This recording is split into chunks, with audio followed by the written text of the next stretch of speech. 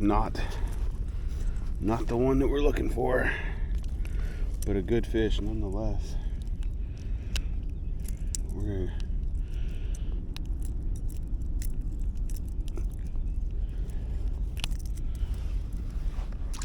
try to hurry up and get that one back.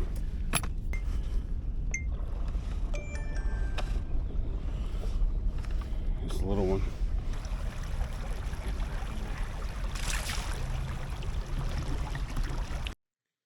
All right, so let's talk about the Innovative Sportsman Osprey 1436. This kayak was developed about, I'd say about 2 years ago. It's been in prototype testing phase for about a year, almost a year and 3/4. And between me, Trey, Jeff, and a few other individuals that were able to put their hands on it and their influence into it, I think we developed a really great product, and you can't get a better person to make it than Trey Leach from Innovative Sportsman, because his stuff just doesn't fail unless you try to break it. That's basically my job with Innovative Sportsman. I'm not employed by them, but my job is to take their products and try to break them. I have not been successful on most cases. Going to throw a couple pictures of my rig, fully rigged out, and in here we can talk about some of the other features here in just a few. But as you can see, like, I put a lot of stuff on this boat to rig it out completely to make it comparable to most of your kayaks that people are using for like fishing tournaments and stuff like that. It's got a full graph system. I have the ability to take the graph on and off, and in a couple really short steps to have it ready for river fishing. I got my Lakewood box, typically sits right there in front of me, and I still have room for my feet for the foot control steering on the sides. As you can see there, the measuring board lays the whole way across, kind of at an angle the way you want it. I had put H rails on here because I had them. I wouldn't necessarily say that you need them, but the full length track really makes it so you don't need to put any kind of additional accessories to mount stuff. Those are some Jackson rod holders, and then there's a rear end view where the motor sits. So one of the big things about this kayak that we were trying to achieve is shallow draft, the ability to be stealthy. And a lot of people overlook that especially when you're fishing shallow, rocky rivers. You hit that rotomolded boat onto a rock, and it makes a very loud noise. And if you're in a shallow river environment, you can watch the fish just scatter. There's wakes that just go out everywhere after you hit a rock. So that stealth ability in this boat is huge. It's not loud. The water doesn't make a lot of noise whenever it runs down past the boat like some boats do. When you do run up on a rock, it's like a bzzz type of sound. That's the best I can describe it. I don't know if that sound has an actual name for it or not, but I missed that fish. But yeah, the stealth ability, the shallow water operation, and the speed. This boat is almost 14 feet long. It's 13 feet 9 inches. That provides for a lot of wetted surface, which helps you get more speed out of the boat. The boat has 3 defined chambers. There's 2 pontoons, and there's a center chamber. They're all individual chambers. So if you get a puncture, which is highly unlikely in this boat, but if you would get a puncture, the other 3 chambers are still going to be holding air.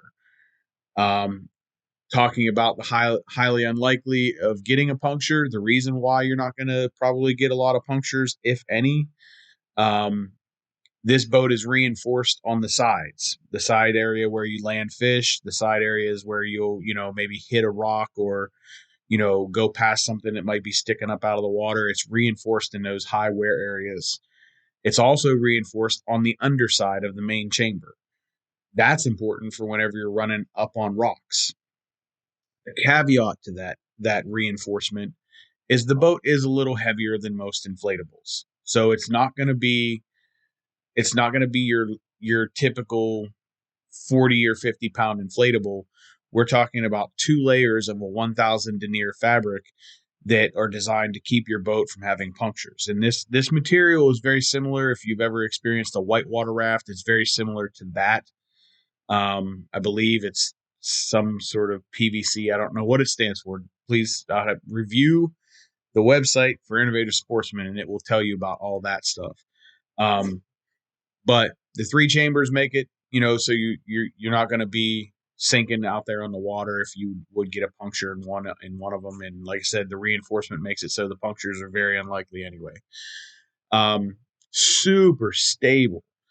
This boat, I can stand up on it. I can walk forward on it. I can walk to the back on it. This boat is like a beach ball. Like if you were trying to push a beach ball under the water and it doesn't want to go, when you stand up, it kind of wants to push back a little bit.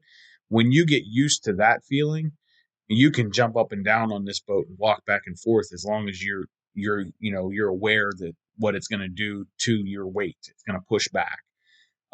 Super stable. The seat has a high-low setting. You can change it to whatever you wish. You can go high in the front, low in the back. You can go however. I mean, there's a bunch of different options that you can do with the seat there. If you don't want to use this seat, you can buy another seat and just put it into the track, because there is full-length track, almost full-length track from front to back. And it's a 4-sided track system, so you can put anything in any of the 3 sides that are exposed, and the side that is not exposed is the side that's on the underside, obviously. But if you wanted to, I'm sure you could probably put some spacers underneath of there and raise it up, and maybe even put stuff on the underside. I don't know why you would want to do that, but you can.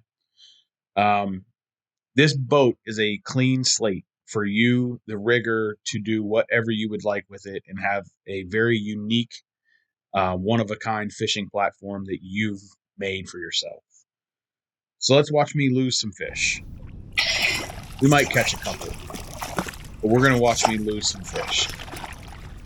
I encourage you, if you have questions about this boat, if you want to see it in person in your local, if you see me out, stop me, and I'll come talk to you, let you take a look at it. I believe this is going to be the best boat that you could possibly find for the Susquehanna River, especially during the summertime whenever it gets ultra shallow. I think there's a lot of other environments that this boat will do extremely well in. Shallow, marshy type of areas, tidal water specifically.